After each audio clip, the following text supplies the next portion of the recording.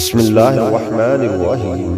خلیفہ بغداد مختجد باللہ ایک مرتبہ حضور غوث اعظم سید عبدالقادر جیلانی رحمت اللہ علیہ کی خدمت میں حاضر ہوا اور آپ کی خدمت میں اشرفیوں سے بری ہوئی تھیلیاں پیش کیں۔ آپ نے فرمایا مجھے ان کی حاجت نہیں ہے۔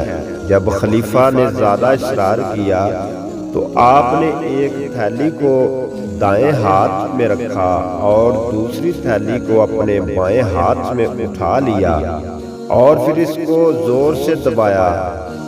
ان تھیلیوں سے خون جاری ہو گیا۔ آپ نے ارشاد فرمایا اے خلیفہ تجھے اللہ تعالیٰ سے شرم نہیں آتی کہ مخلوق خدا کا خون چوستے ہو اور اس کی ذمہ داری اپنے اوپر لیتے ہو اور پھر میرے پاس آتے ہو۔ خلیفہ نے جب یہ منظر دیکھا تو وہ بے ہوش ہو گیا۔